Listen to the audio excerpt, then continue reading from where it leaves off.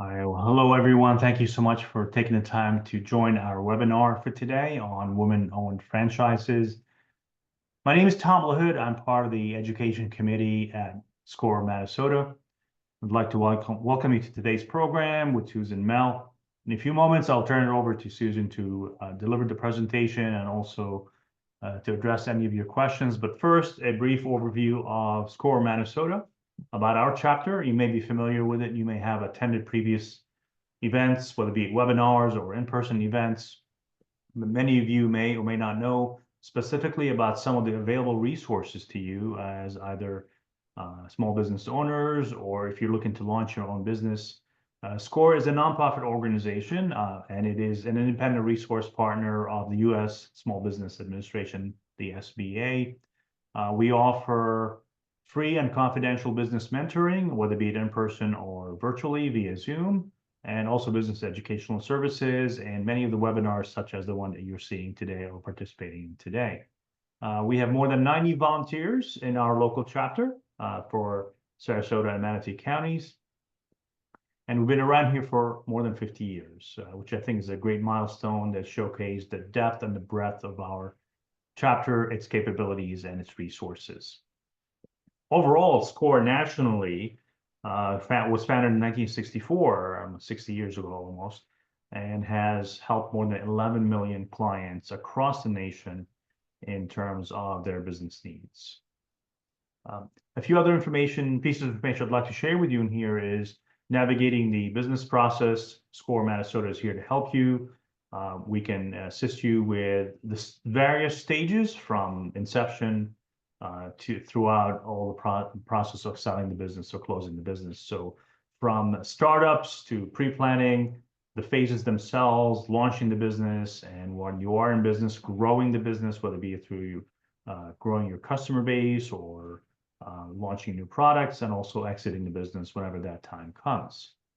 And finally, before I hand it over to Susan, we are in always a need for sponsors, but also would like to thank our existing sponsors, our community partners that you see here on the screen. There are too many to mention, but we are grateful for their support, and that comes in a variety of ways. They help us in a multitude of ways, including supporting events like the one you're participating in today. Now, for our speaker, and we are definitely grateful for Susan joining us today.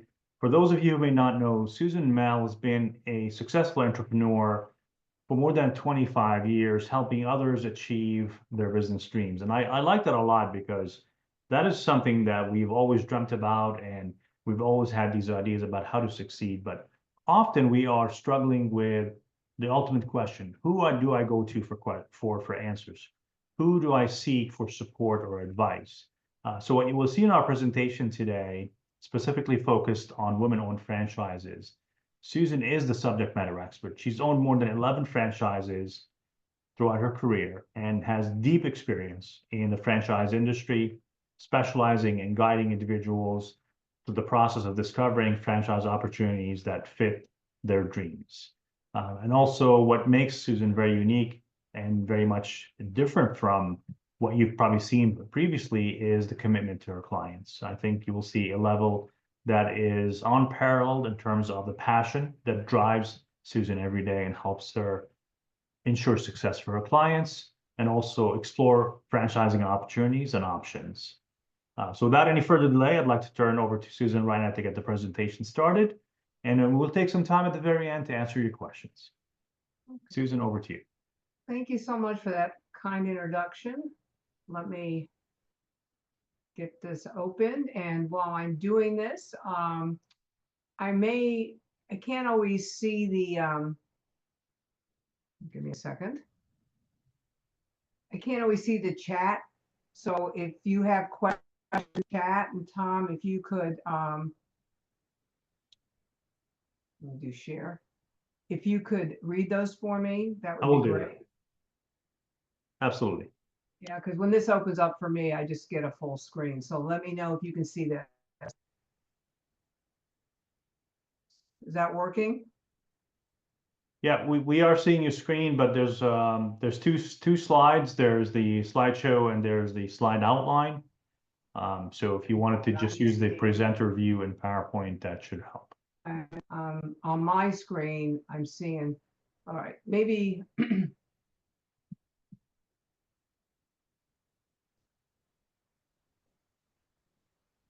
No. Well, on screen, so maybe it's just taking a second to register. Let me give it a second. Okay. Did that?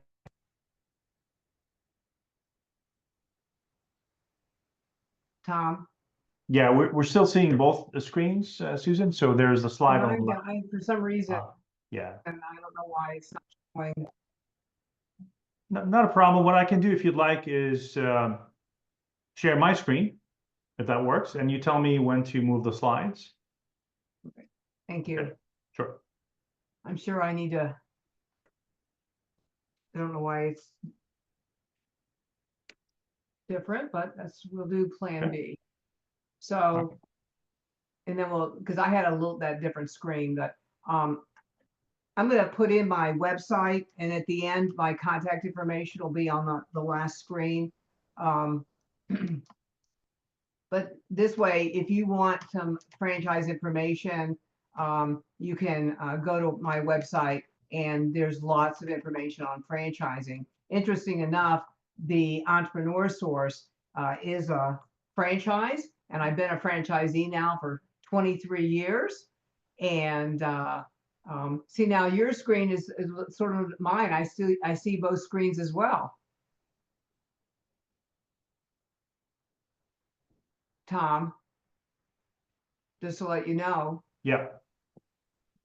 Yours is showing both screens too. I'm only showing the slide outline and just the slides. I made it smaller so the focus will be just your slides. Oh, you know what? I could have done that. You just taught me something. Well, if you'd like, I can Yeah. hand over back to you and you can try. Yes, thank you so Okay. much. I love learning new things. I'm excited. I just saw what you did. I got married for IT support, everybody, so that worked out much better, and I can see you. Okay, fabulous. So my name is Susan Mell. I've been an entrepreneur really all my life since I was 28 years old. I started my first business. If you check out my LinkedIn profile, you'll see that I got in the wireless business the day that we were installing car phones.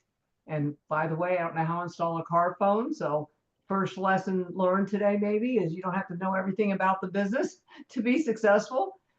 Grew that business to 4 stores, 42 employees, did about 8 million in revenue, and sold the business after 17 years. I had a famous mentor, Chris Sullivan of Outback Steakhouse, who taught me how important it is to have a mentor and a coach in your life, and the fact that you just have to have confidence to make a decision and not be worried about making a wrong decision. You should be more worried about not making any decisions.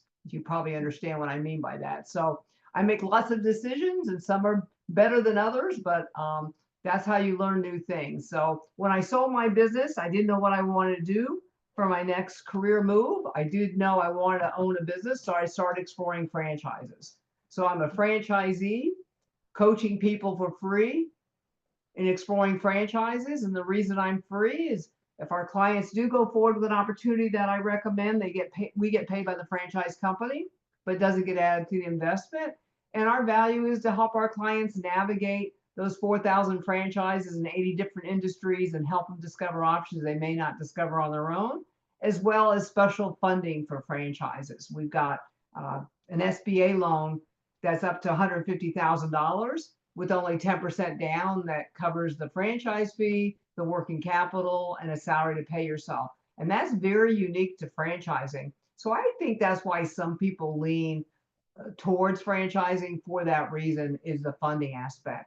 But is franchising for everyone? Not necessarily. If you have a good idea of what kind of business that you'd like to develop, then I would say that that's the direction you should go. But I do recommend to my clients that if you have a business idea, why don't you explore some franchises doing that to see, what the value is, what their technology that they're using, how do they market and promote their franchise. Part of being in a franchise is they give you the initial and ongoing training support. So when you come out of training, everything's all done for you. So if you wanted to start, for example, let's just say a landscaping business, well, maybe you don't think you need a franchise, but what if you explored one and found that they had multiple revenue streams besides just mowing lawns? The technology that they use, that their clients can schedule appointments, having annual contracts, which a lot of these landscaping companies, mom and pops, if you will, local ones don't. So maybe if nothing else, it might give you some ideas of how you should grow and run your business. So I always encourage people to shop the franchises doing something similar to maybe what they're considering to do. Today, though, it is exciting because we're going to talk about franchises that I would find that more maybe women lean into, but not to say that there aren't men involved as well as franchisees, or maybe, spouses of the women that are running the business. Susan, before you continue, Yeah. pardon the interruption, That's on okay. the screen, there is a rectangle that's covering part of your slide. Oh, And it's usually a window that's open in the background. So I'm not sure if you have another application running. no, I closed everything down. So Yeah. Yeah, you just moved it, so it moved up, which is good. I think that's okay. You know what that was? It's the video, I guess, is okay. what it is. So now that looks better. Yeah, that's perfect. Let's keep it that way. And back to you. Thank you so much. Okay. Well, now that I'm having trouble going to the next screen. I don't know why. You can just click back onto your slide deck, and that will put your mouse back into PowerPoint. And now Oh, there it goes. Okay. Yeah, very good.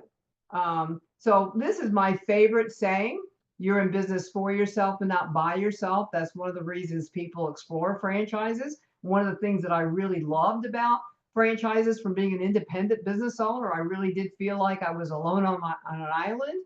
And being part of franchisee, you have other people in the organization that have similar values, creates a great culture. In our franchise, we love helping people, so we love helping each other. So that's an aspect that I think a lot of my clients find interesting, that they didn't think about, that a franchise would provide you. And if you like that collaboration and working with the team of others and helping each other grow their business, rising tide raises all ships, that might be a good opportunity for you, and something maybe you hadn't considered as an opportunity in franchising. Why do people select franchising? It's a natural fit for anyone interested in business ownership because, as I mentioned, all the startup work is done for you. You're more implementing and following their roadmap or their recipe, if you will. You get guidance and support from the franchisor and established brand and a proven business model, which means that the ramp up time to earnings is much faster. I like that. And generally, the return on investment can be better than an independent business because of adding multiple revenue streams and also maybe pricing your services differently than you would if you were an independent. Women in business, empowering success and achieving equality. And I'm going to say maybe also financial equality. This is really an interesting slide talking about the history of business ownership. And I will share with you, when I put myself through college, I was working part-time and going to school, and I was married very young in my life because I went to also school on the GI Bill. But I will tell you that I went and applied for a credit card at Sears back in the day, and they wouldn't allow me to have my own credit card unless my husband signed on it too. And I'll never forget that. So not only do I never would have a Sears credit card in my life, I also won't have a Discover card because they were owned, Sears is part of that back in the day. I don't think Sears is around anymore, I'm not sure. But I was really upset because I told them, I said, I'm going to be successful in my life and I'm never going to have your credit card. But I just still to this day, there's other things that happen within our short lifetime that women weren't able to do. And so being entrepreneurship, really, we have had created great strides, and there are so many more women becoming business owners, and we have so much more opportunity than we had when I was going to college. So it's just really exciting for me to share this presentation today, and you can see the information on the slide. And if you want to take a picture of it with your phone. And I think this presentation will also be on the SCORE's website as well. So, but I thought this was sort of interesting to see this information. Transferable skills. What skill sets do you have that would be transferable to a business? Have you had any kind of leadership experience? Have you managed teams of people? When you look at the roles that you've had, maybe if you've worked, in different jobs, do you have sales background? Have you networked before? And if not, doesn't mean that you can't own a business. At 28 years old, I didn't had a whole lot of skill sets. So I never really managed people, but I learned how to do it. So I wouldn't say that you wouldn't own a business because you haven't done all the skill sets to manage a business. Part of the franchise helps you to learn that. I do think if you're don't have a lot of sales skills and aren't interested in doing sales, you would need to then hire people to do that, because that is part of the business, is to promote your business. Even in retail, you still need to promote your business, which I think surprises a lot of people. The retail locations that do the best are the people that are going out there and promoting it. So this is a really interesting one. I actually placed a gal in Lakeland who is a military spouse. As you know, a lot of military spouses travel a lot with their husbands, so they really don't have a career. So her husband retired from the military, so this was a time for her to have a career. And before I forget, I also want to mention that there are discounts on the franchise fees for veterans, whether you're a veteran yourself or if your husband or wife's a veteran. So spouses qualify for veteran and special funding as well. The Grace Craze is very unique and actually was started by a woman during the pandemic. As you can see, is an Air Force veteran, and she started this business, and it's a catering business, and it's unique. I call it like edible arrangements or owning a flower shop. It's great to give as a gift, and I have given people this gift, and they're very impressed with it. They didn't realize there was a company out there that does charcuterie boards and boxes, and not just meats and cheeses. They have a charcuterie cup for people that they have a location in Key West and people want charcuterie, and they can walk around with their charcuterie cup. They can do vegetables and things like a vegetable tray. They can do a bread tray. They can do a dessert tray. And we'll see some examples in a moment. But when you think about it, if you wanted to have, you had some people coming over and you wanted to have a couple charcuterie trays, catering company isn't going to do just a few charcuterie trays because they have a minimum. So this gives you an advantage to be able to have the charcuterie without having to spend a lot more money on a catering company. So let me see, did I mess up? I think I hit the button twice. Okay. So what's nice about this is not like a traditional restaurant in the fact that there's no grills or hoods. You do require to have a location because people can come and pick up, but they also deliver as well, which is really nice. They have a relationship with one of the largest food suppliers called Sysco, and doesn't require a whole lot of employees. And what's really exciting for me about this is when my client, Lizette in Lakeland, opened up this franchise, the franchisor sent several people into her market the first week to help her with making the charcuterie boards, as well as helping her get out in the community and network and develop relationships, because they are able to supply to companies that maybe they're having a meeting and they want to have charcuterie boards. You're doing a special event. People that are doing fundraising need to have food. So this company will share with you the different verticals that you could go and promote and provide your products to. And I actually drove over to Lakeland because I'm out of her delivery area. I live up here in Lutz, so I drove over to Lakeland and picked up 2 boards and we went out on someone's boat, and that was my gift to them on having them take us out on the boat. And they were really surprised that I showed up with charcuterie boards and not sandwiches. They were really excited. So there's a lot of opportunities with this. It's besides gift giving. Instead of giving somebody an edible arrangement, you could give them a charcuterie board. They call them grazeologists, which I think is really cute.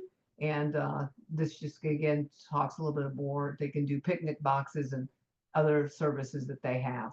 But again, a female entrepreneur started this business, and it's an affordable solution. And this gives you some examples of some events, birthday parties. You could have family reunions, even wedding receptions, any kind of social event, or people coming over at the last minute and you don't have time or want to put this together yourself. You can have Graze Craze do it. And again, they do deliver and within a certain area, but they also provide pickup as well. So that's Graze Craze. This next one is one of my favorite franchises to show because it helps schools, elementary and middle schools primarily. It's a leadership fundraising program and also marries fitness as well. So Apex Leadership helps to do fundraising by promoting leadership and fitness to elementary and middle schools nationwide. And as you can see, they're in over 33 states. And when you get into a franchise, one of the advantages of it is that you're not a new business, you're just a new location. And you'll be able to use examples of other businesses in the area and in the United States and help your clients to learn, the schools to learn about their successes, because they raise 3 to 5 times more money than the average fundraiser. So the schools are the nonprofits. They have a nonprofit division for the fundraisers. So you're not a nonprofit, but you do share in the revenues of, just like any nonprofit has administrative costs, and then a percentage goes to the fundraising mission. That's the same for Apex. So they've been in the industry for over 10 years, and they, in addition to their fundraiser, they have a 2-week program, and you can hire college students to help you with this program, including the activities as well that goes with this. But they have a character building that teaches unique leadership lessons to the students, also while raising funds. So it's a combination of leadership and the fundraising programs are like fun runs. They have a color battle. They have lots of choices. This slide got a little bit corrupted. I apologize for that. But this gives you an idea of the consistent results, minimum of 2 times, but you'll see there's some examples of 3 to 5 times what they're raising, and helping school athletes, and everybody wins. So when they do the fun run, everybody wins a t-shirt, and how they use technology to promote their fundraisers and raise money, I think also differentiates themselves as well. So this gives you an example of some schools and what they did previously, and how the Apex fundraiser more than doubled what they were getting before. This one's a 5 times one that they're showing of fundraising. So they do 10 days of high energy fitness and fun, with them focusing on empowering students to ask for donations, customize grade appropriate lessons that encourage leadership behaviors. The school likes that, bringing in others to teach leadership skills, and having a positive impact on the community and raising funds that the school needs. And what's great about this, before I forget, is you have the summers off. How about that?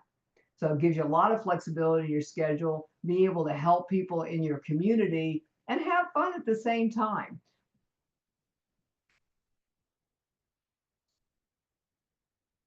So as you can see, kids can be heroes by helping their school raise critical monies, and they're not confined to a geographical area. No physical product, and monies are collected instantly. They set up a lot of online, so they can do online donations as well.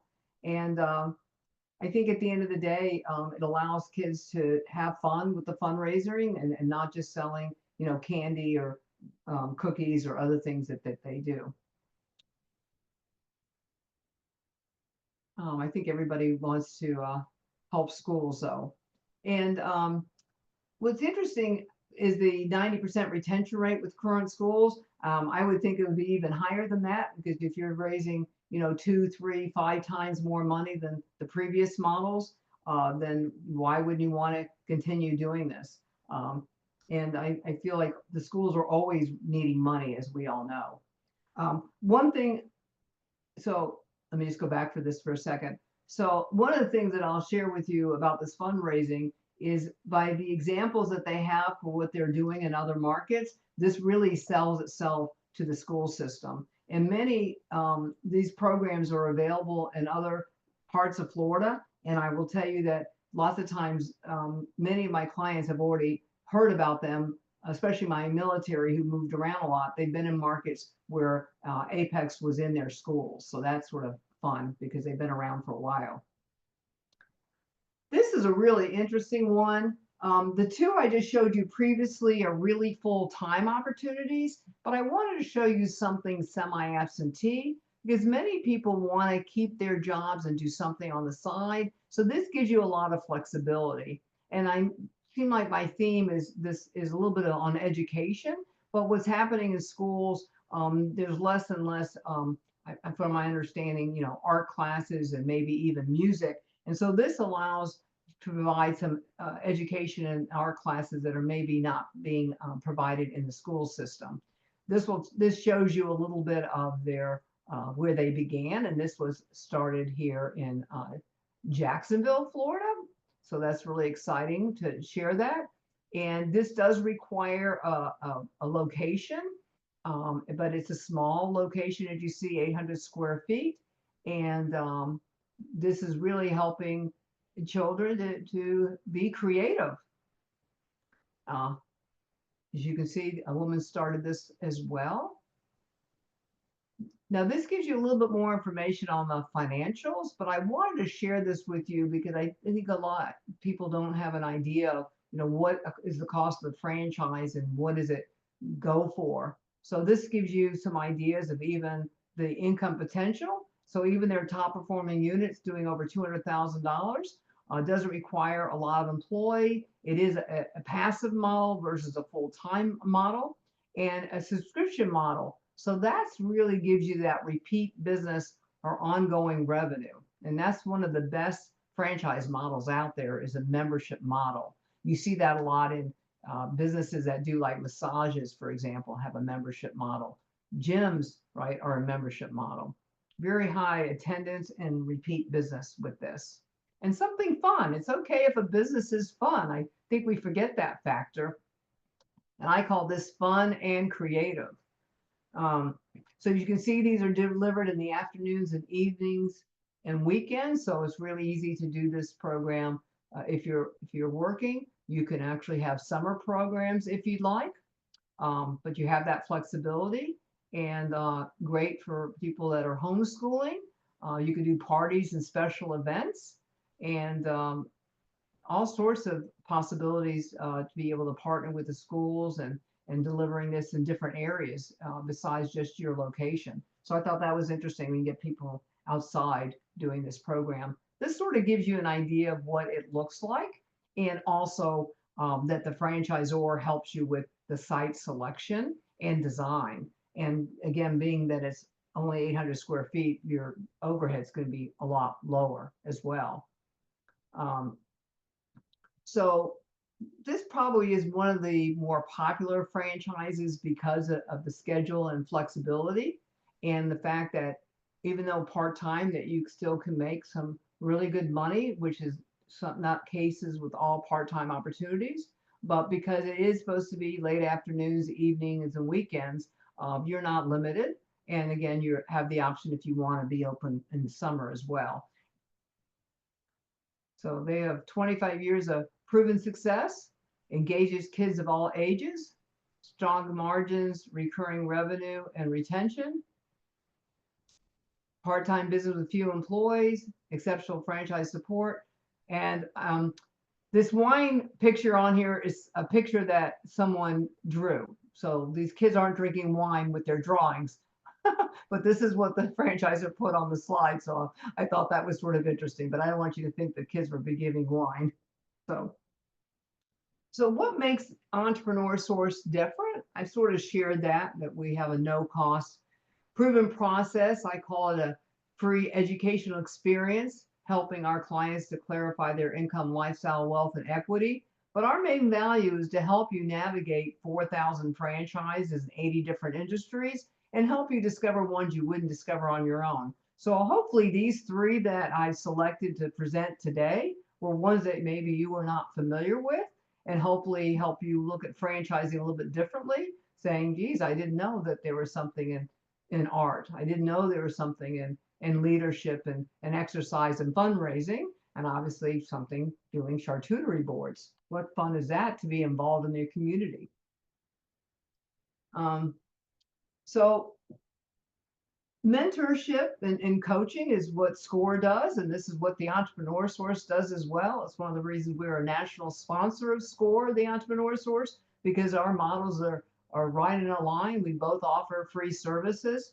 You being able to learn about franchises and be able to talk to franchisees, and opportunity to be involved in your community. And then this just talks about the value of mentorship. And everybody, whether you do your own independent business or even a franchise, everybody should have a mentor and coach, because that really helps you to grow your business faster. And it's important to be open to be coaching if you want to be successful. And that's what SCORE's here, is to help with mentoring and coaching. Far too many give up on their dreams of self-sufficiency. Is it possible if you try to avoid a risk, you'll also avoid the opportunity? And that's my contact information. So if you could make a note of that, if you're interested in speaking with me, if you go to my website, I do have my scheduling link there, but also on that website, you'll have other information as well. Like I said, franchise information. So I don't know if there's anything in the chat that you want to share with me. Thank you so much, Susan. We appreciate that. See the chat, I guess. Yeah. There are a couple of questions came through on Q&A. So indeed, we will be sharing a replay of today's program, as well as the deck that you've seen with those who participated. So that will be coming your way via post-event communication. But in the meantime, if you'd like, feel free to use the Q&A box or the chat box to submit your questions. Let us know what's on your mind. If there's any specific detail you'd like us to revisit, we'll pause for a few minutes to wait for your questions. Somebody says, can we get a reply later? Replay. Pardon? A replay of the program? Oh, we get a replay. Oh, is that a replay, not a reply? I was like, okay. I believe that's what they meant. Yes. But, You're good, Tom. Yeah, it's good. I hopefully this presentation was what people were expecting. I think the name of it sort of said, women in franchising, and just giving examples. These are just a few. We work with the top 200 franchises in the industry with the highest success rate. We also help with making sure the territory is available in your market area. Do you have any capital? Are there franchises that can be bought on sweat equity? I call that a partnership. That's how I started my first business.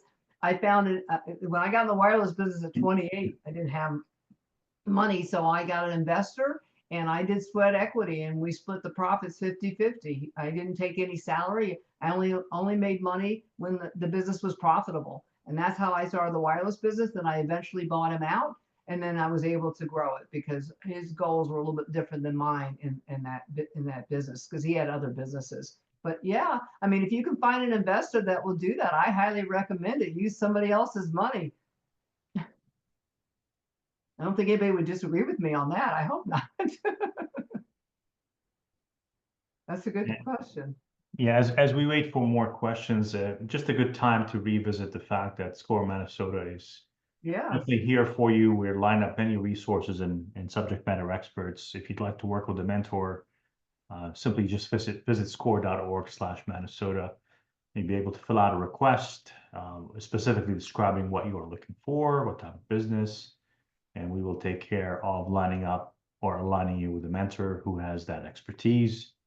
Also, feel free to right now take out your mobile device, and if you prefer, just use the mobile app to scan the QR code and apply for a mentor. If you are an expert and would like to be on the other side of the table, helping those who are looking to either start a business or support an existing business, and you have expertise, you're willing to give of your time and energy and expertise, and would like to do that as a volunteer, you can become a mentor for SCORE.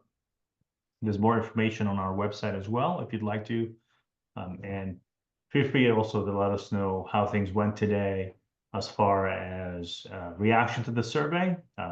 You'll be getting a feedback form. We'd love to hear from you. Anything we can improve, do differently, or if there's any specific topic you're interested in for future programs. Somebody has a really great, Judith, thank you for this question. I really, that's really very helpful. She asked, is it okay to know? She goes, I want to run my own business. However, I'm not decided on the industry to focus on the target market. Well, guess what? That was me when I sold the wireless business. I didn't, I knew I didn't want to be in communications. I knew all the things I didn't want, but I wasn't sure what I wanted. And I thought, well, let me explore franchises to see if it would give me a good idea of what I could do on my own.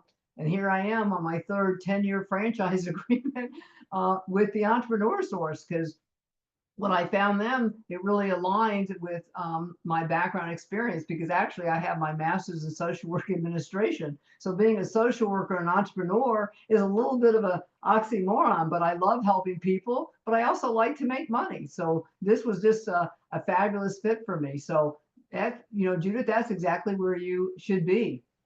Not sure what you want or how to go about it, and explore franchises to see if there's something that's a great idea. And also you're going to learn, what do I need a franchise for? Why don't I do this on my own? I mean, I'm not saying franchising is for everyone, but for people that aren't sure, what they want or how to go about it. And it's much easier to get funding. Most of the time, you're not going to get funding SBA loan if you don't, unless you have experience in that industry. So in franchising, you can even change industries, but still get funding because it's a proven business model. Thanks, Stacy. Thank you. I'm glad that you're excited. That makes me happy and excited as well. And thank you for your compliments. I really do appreciate that. So makes my day. Can't ever have enough compliments, right? So. Yeah, definitely great questions, and a good indicator of where this can go. There's so many opportunities, and I think the sky's the limit when it comes to what you can do and how far you can get involved. Well, and I also would suggest, don't contact these companies on your own.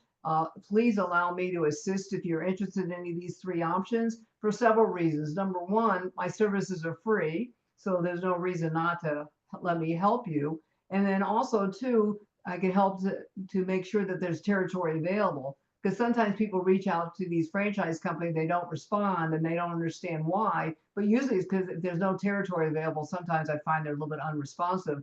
But the idea is really to explore three different franchises, three different industries, and three different business models. By doing that comparison contrast, I sort of like to call it dating, you get a better idea of what you want more of and less of. And so, you wouldn't go buy a house and just look at one house, right? Well, it's the same thing for franchising as well. So when someone said, I didn't know that they required experience to SBA funding. For independent businesses, they do. And if it's an existing business, it depends. And it depends on the bank as well. But with franchising, they're already pre-approved for SBA because of their high success rate. So just let you know, if you're trying to, let's say you're going to open a restaurant and your background is in IT, you're probably not going to get SBA funding. Give you, if that helps to paint a picture.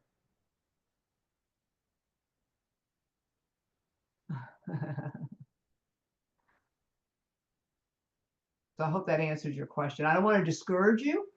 the banks will always say, oh, go ahead and fill out all the paperwork. And then they'll tell you no. They won't ever tell you no in advance. But that has been my experience. And especially with restaurant franchises, you're going to have, have a lot of experience to get funding for a restaurant. But it depends on the industry and it depends on your background. But with franchising, it's 100% SBA approved. So that's pretty interesting. I think most people don't know that. And by the way, if anyone has any questions that you'd like to ask on live via audio, let me know. Simply raise your hand and I can unmute your line and you can just let us know what's on your mind. Thanks, Judith. I don't know. This is a vulnerable question. I think everything everybody's asking is right on point. I mean, that's the whole point, right, of mentorship and this webinar and SCORE is really to, all questions are welcome and hopefully I never thought about that maybe some of these people feel that they're vulnerable, but thank you for being vulnerable. That's taking a risk, right? So I don't think, is there anything else anybody want to talk? Yeah, I don't see any other questions. Let's see. We do have one from Linda about how many franchises have you owned at one time and what were they? Oh, I see that now too. Yeah. So I owned 11 franchises with the Entrepreneur Source. One was my license because we're an owner operator model. And then I had 10 independent contractors that worked for me. When I was asking you earlier, Tom, about Bob Melberth. Bob Melberth, who's now a SCORE mentor, was an independent contractor of mine for 5 or 6 years. But I sold everything. The average franchise agreement is 10 years. So I sold everything in 2019. And my goal was to grow these franchises, and the independent contractors got to a point of success, and then they bought out my license, which was my strategy and my exit plan. Because the number one reason to own a business, in my mind, is to have an appreciating asset, something you can grow and sell. So when you have an overall operator model, you don't really have as much to sell beyond the current franchise fee. So that was a way for me to grow wealth. There's nothing wrong with owner operator, just to keep in mind, it's not going to help you, have be able to sell up for $1 million or $2 million, which is one of the reasons to own a business. So you really, in order to grow a business and sell it, it really helps if you have employees in most cases. There may be some other examples, I can't think of them, where you wouldn't need to have employees to make a lot of money, but maybe insurance, because you sell your books of business and that can create some great residual revenue. I'm in a new business. My company's a cleaning company. So what would like the beginning, what app or how to organize a better way, an easy way for paper receipts? See, my suggestion, go back to you should explore a franchise doing a cleaning company and see what with technology and things that they're using that are of value that maybe you couldn't or wouldn't do on your own, because some of this technology can be very expensive. I know our franchise company has spent over $1 million on the technology in our organization. We have over 230 coaches throughout the United States, all franchise coaches. And so, knowing how much technology costs and the time involved in keeping up with it and such, to me, that's one of the values of a franchise is that technology piece. But I would encourage you to explore a cleaning company, and you can learn from them what they're using. And if you're under no obligation to move forward for them, you could still do it on your own. And I know people don't realize that. And sometimes people feel guilty doing it. But if you don't think McDonald's shops Burger King and vice versa, they do. That's why they're across from each other.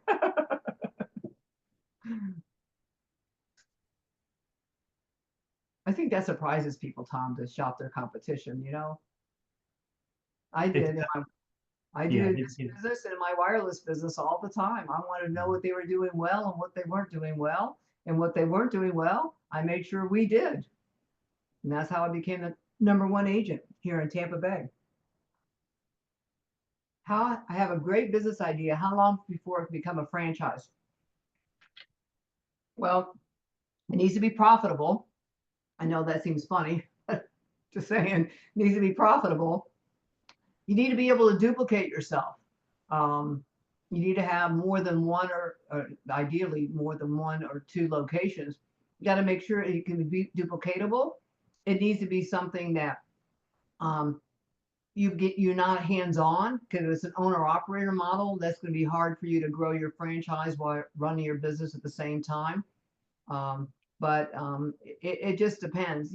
Some franchises start out from day one to be a franchise, and I don't really like that model. I like it to be proven out that they've been in the business for a while before they went out. And generally, sometimes if you're looking at retail, they have one or two corporate locations. I have one franchisor, he has 10 corporate locations. I was so impressed that he really developed it like that before he went out and franchised, because it should be a proven business model, and that you're not growing that model through the backs of the franchisees, that you've proven it out yourself and that you have duplicated it. So that way, if it's service-based, that you have several territories, right? You don't have just one location. Maybe you've opened one in Tampa. Maybe you open another location in St. Pete. Now you've duplicated yourself. I'd be happy to talk with you more about it if you want to get on my calendar. Just go to my website and my scheduling links there. I put my wrong name on my franchise because I forgot we changed it. So it's not Susan Mel, it's samel.esourcecoach.com.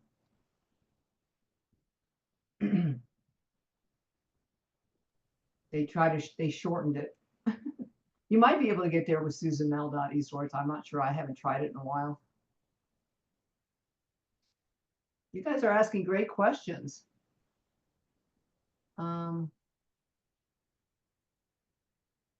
So one thing, I want to go back to the one about the app and the cleaning business. Most franchises, most companies are technology companies. They're running their business based on technology.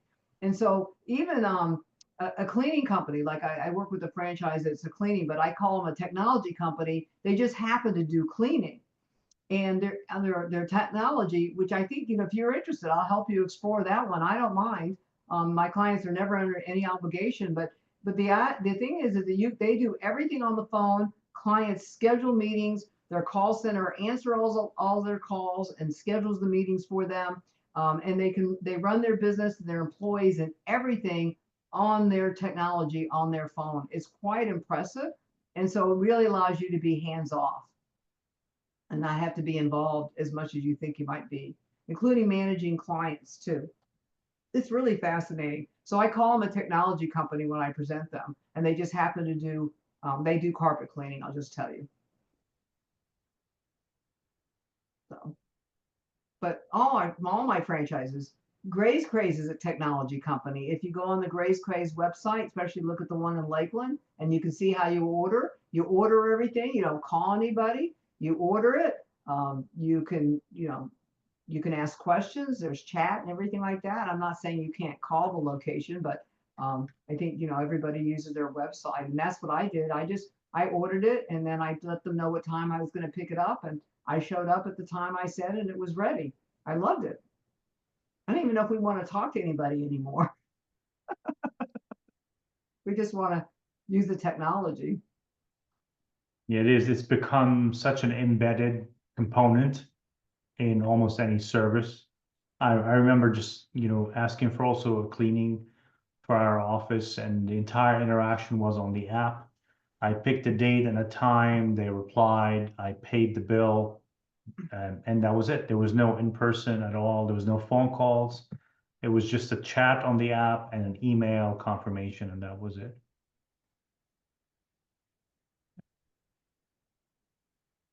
The name of my company is the Entrepreneur Source. Here's right here, Career Ownership Coaching. So that is the name of our franchise. I know a lot of people are surprised. Well, I don't know what you mean by spelling it, Stacy. There it is. I don't know. I think I'm sorry. I don't know what you spell it. Entrepreneur Source. Is that what you mean? I don't know what you mean. I don't know. Took me a long time to learn how to spell Entrepreneur Source. Entrepreneur, fun fact, entree is a French word. Entree means to open. Preneur means to possibilities. Open to possibilities is what entrepreneur means. Yeah. And the word franchise is also a French derivative. It stands for freedom, which I thought was fascinating when I found that out. So a little franchise trivia. That's Extra great to know. bonus. Yeah. So hopefully that helps. You know, Tom, thank you so much. Tom, you know, I want to give him a lot of credit, applause for me. Did an excellent job putting this slide presentation together. I sent him my slides. He added his slides. He added the SBA and everything. So I appreciate that you did this very professionally, and I know how much time you took on it. And just you know, Tom's a volunteer, you know, mentor with SCORE. So just thank you so much for putting all the time and energy, because he spent a lot of time on this.